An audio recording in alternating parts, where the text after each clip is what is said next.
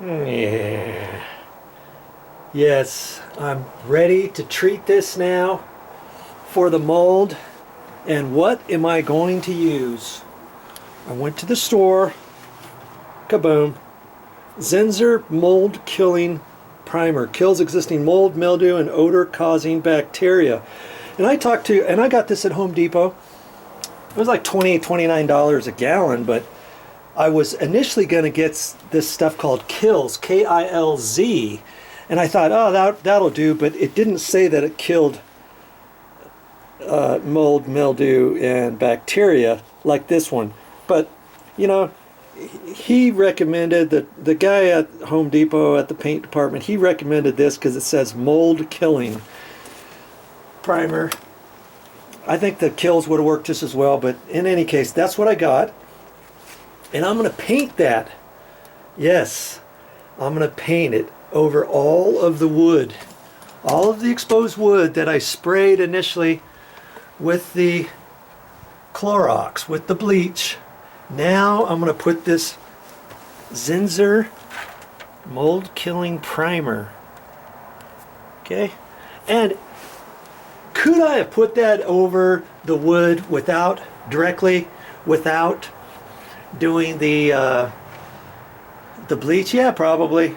But I wanted to try the bleach, and I think the bleach worked really good. It got all the stuff out of there. This primer's going to stick really good. And whatever the bleach did not kill, this primer is going to kill. So I'm going to do this whole area. And I'm even going to get up inside here. I'm going to paint, yeah, I'm going to paint all this. Even the tar paper, I'm just going to go ahead and paint right over the tar paper. And also the ceiling, this over here, everywhere that I've cut stuff getting ready to patch, I'm going to go ahead and do. I'm going to do this whole area underneath the stairs. But right now, I put some construction adhesive on all the cracks and around the sides and edges and stuff. That's going to keep these steps, it's going to make them a lot sturdier, and it's also going to keep them from creaking, you know, squeaking and stuff like that. And so when I get done painting everything else, then I'll get in here. I'll have to move all this stuff and paint over there. But I'm down in the pit, and I only have so much room to work with, and I didn't have many things.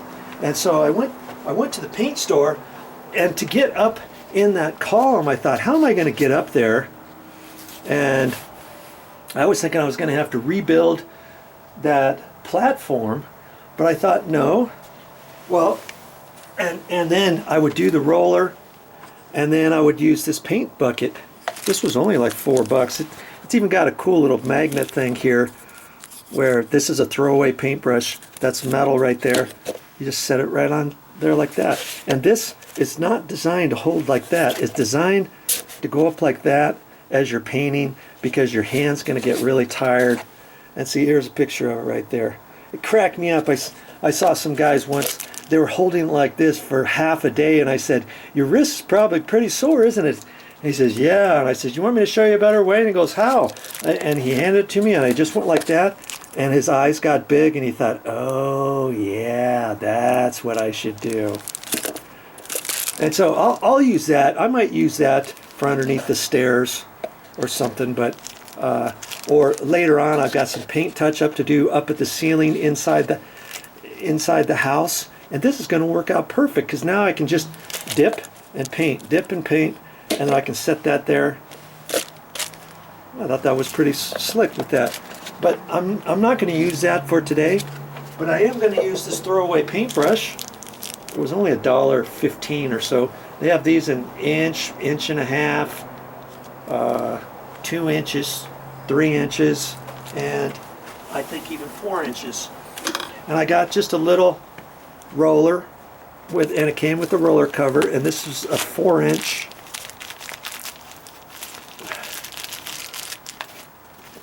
And see, it just pulls on like that. You just push it on. There's little deals on the inside. And how am I going to get up there? I didn't have to buy an extension pole.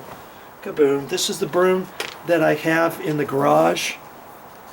And you just unscrew it and screw it in there. There's my extension pole. Okay. And I'll you know, for right now, what I need the extension pole for doing this over here, you could do it up here like this if you want, and I might do a little bit of both.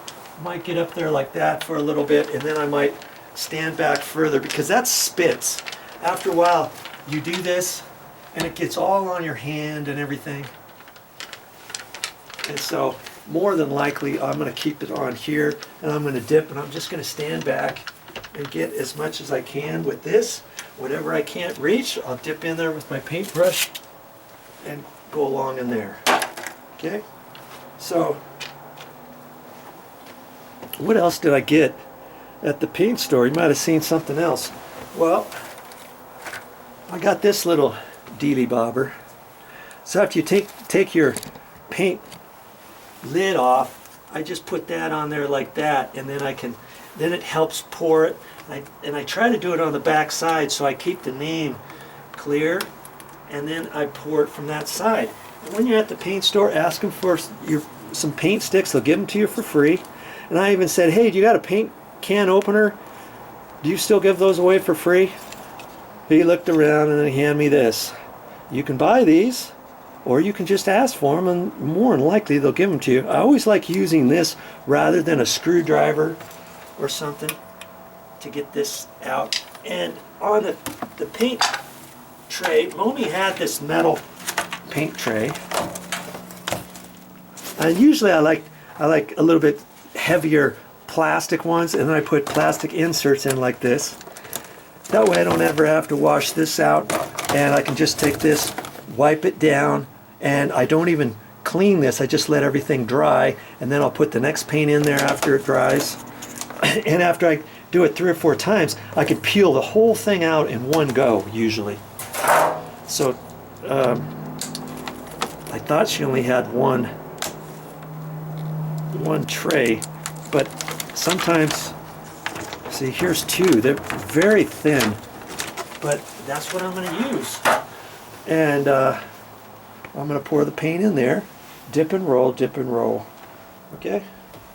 Pretty simple to do this project. Okay?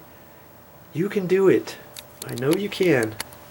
And I'm all set up for it. I put my same little overall thing on that I got at Home Depot for like less than $10, because I use that when I sprayed the Clorox.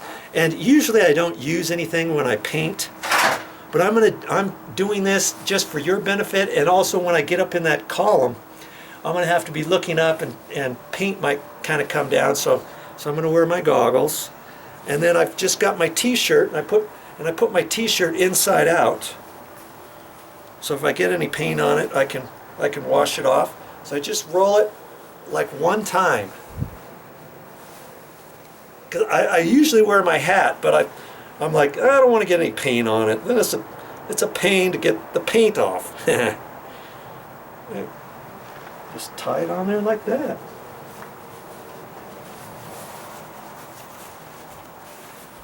Okay. And I'm ready to go. I've got a dust mask here too.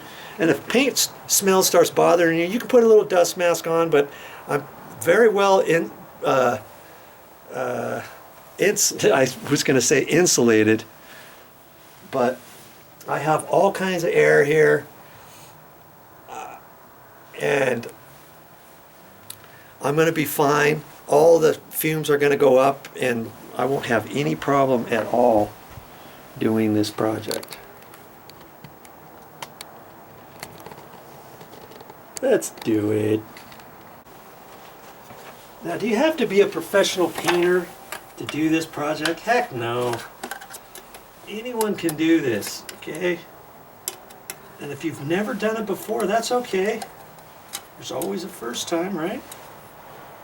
Ooh, where am I going to put that? I should have had them when I was at the paint store.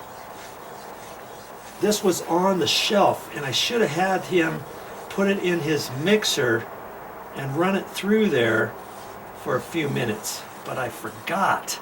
And that's usually a good thing to do. Then you don't have to sit here and mix it and mix it and mix it, but you know, it's okay.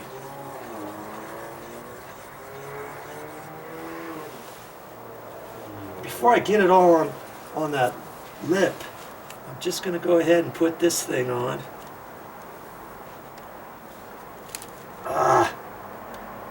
Come on. Boy. I don't have a very sturdy area here, do I? As I spill the whole gallon. Come on. Okay, there it goes. This little deal's brand new, so it took a little bit, because then I can wipe off on the side of that and dump it. And see, once you get it, you can do touch up right out of here and just, you know, wipe on that edge. I don't like to get this edge with too much paint on it.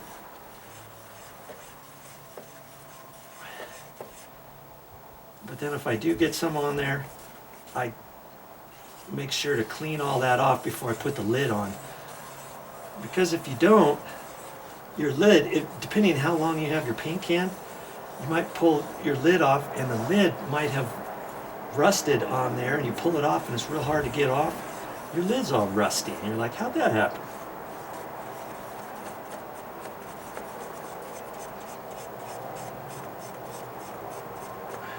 Okay, I'm going to keep mixing this and I'll be right back.